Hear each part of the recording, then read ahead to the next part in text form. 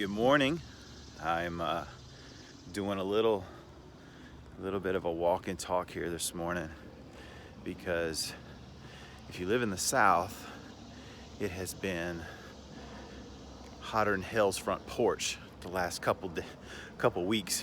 But we had some rainstorms and it's changed the weather a little bit, and it's actually kind of nice.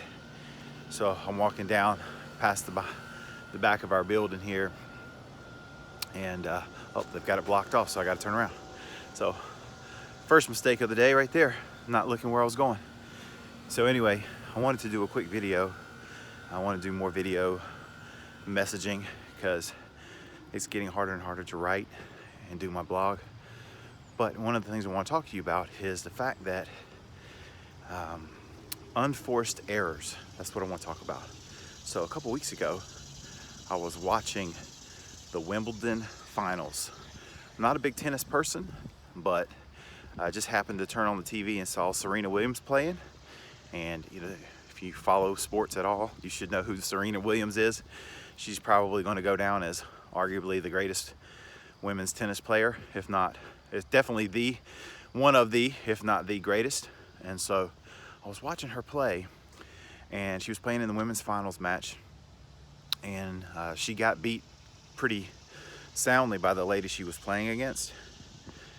And one of the things that jumped out was they said that Serena made 26 unforced errors in that match. And so I'm not a tennis savant by any stretch of the imagination, but unforced error doesn't sound like it's something that your opponent did. It sounds like something that you did or failed to do.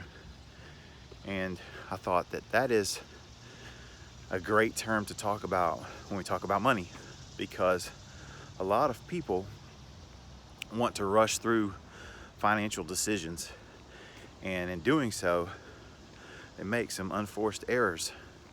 So I'll give you a great example. One of the things I'm looking at doing right now is possibly buying a new car. I don't want to buy a new car. I don't like car payments. But the needs of our family are growing, and my little car that I zip around in, I have 2 car seats in the back, not a lot of space, and my wife says my trunk is always full of my stuff. So I don't have a lot of space in the car, and it's just one of the things that we're exploring. And so being a financial person, I'm obviously have cars that I want and things that I'm looking at, but I've talked with my tax professional.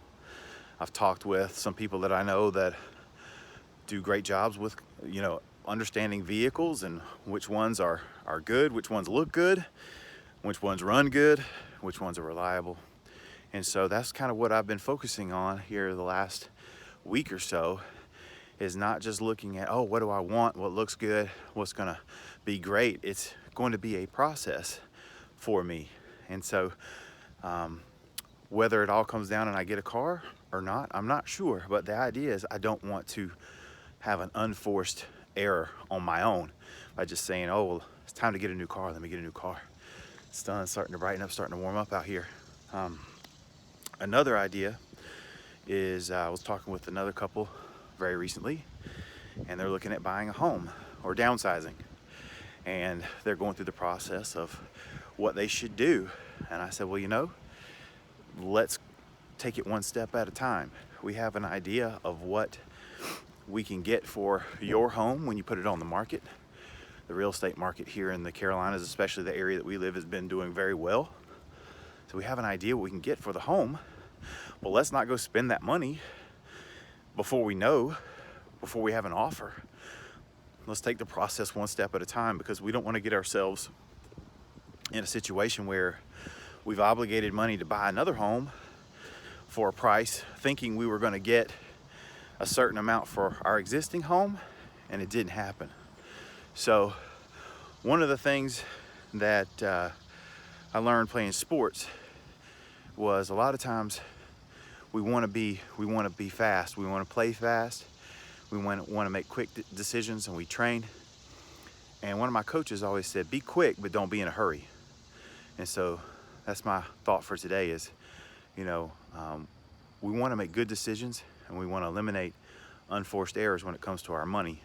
And that's across the board. No matter how big or small the money decision is, they all add up and they compound over time.